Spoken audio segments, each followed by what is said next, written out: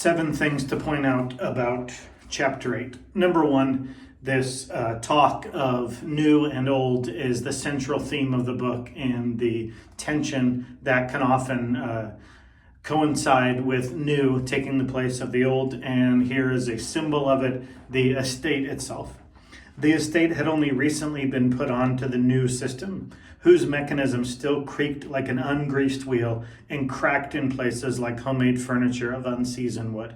Nikolai Petrovich did not despair, but he often sighed and felt discouraged. He saw that things could not improve without more money, and his money had almost all gone. And so the estate itself, the country itself, the family itself, the new marriage or quote marriage, all of these things are not easy. Change is not easy, and that's a central theme of the book. The second thing is the two brothers' approach to change and fixing change. My brother is not practical enough, he would argue to himself, speaking of Pavel. They cheat him.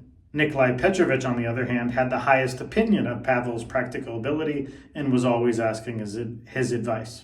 I'm too mild and easygoing, he would say. I've spent my whole life buried in the depths of the country, but you haven't seen so much of the world for nothing. You understand people. You see through them with the eye of an eagle. So the first point was how the estate itself is changing because Russia is changing and how that's difficult. And the second point was Nikolai Petrovich isn't good at managing, but he's humble enough to know it, and he knows that Pavel has some life experience that he doesn't have. Pavel looks at his brother and sees him not as making these obvious errors, but there's just something off, and that something seems to be that he cares about people. He's not a shrewd enough businessman. He cares about more than the absolute bottom line. The third thing to see is Pavel's newfound relationship, or trying to have a relationship with his new nephew and Fenichka. So he knocks on the door awkwardly, I might say, of Fenichka's room, and he makes some awkward conversation about getting a half pound of green tea. And then he says, I perceive you have made some changes here, he added, casting a rapid look around, which also took in Fenichka's face. The curtains, I mean, he explained, seeing that she did not understand him. Ah, yes, the curtains. Nikolai Petrovich kindly gave them to me, but they've been up a long time now. Yes, it's quite a while since I've been to see you. The room looks very cozy now. Thanks to Nikolai Petrovich's kindness, murmured Fenichka. You are more comfortable here than in the little side wing where you used to be? Pavel Petrovich inquired politely, but without any trace of a smile. Of course, it's much nicer. Who's been put in your old quarters? The laundry maids are there now. And so, our first point was that this newfound freedom of the serfs is causing some tension. It's not bad for everybody. Fenichka has benefited, and thanks to Nikolai Petrovich's kindness, even her living standards have increased dramatically, and his too, because she's turned a bare, sparse space into a beautiful room that even the well-cultured Pavel can describe as cozy, so it seems like a compliment coming from a guy like him.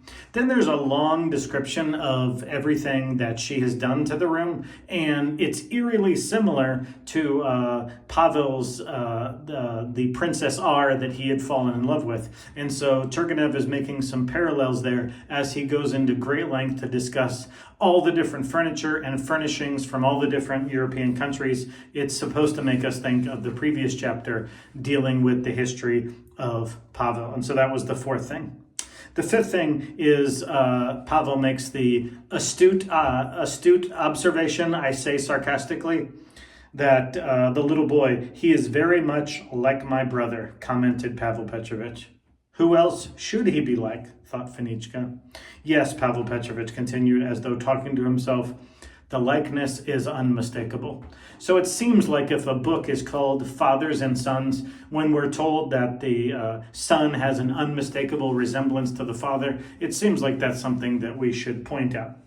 Anyway, the sixth point we get finally the backstory of Fenichka, and what we understand is that 3 years ago, Nikolai Petrovich was on a trip in a rural place, and he was astounded at the cleanliness and order and beauty of the inn that he stayed in, and just then he was looking for someone to hire. The woman in her early 50s complained that there wasn't enough business at the inn, and so he hired her and her then teenage daughter to come work for him. She did a marvelous job, but ended up passing away, leaving behind a 17-year-old girl who Nikolai Petrovich obviously went ahead and impregnated because she was there alone. But Turgenev goes out of his way to say that it was kindness. There was nothing nefarious about that.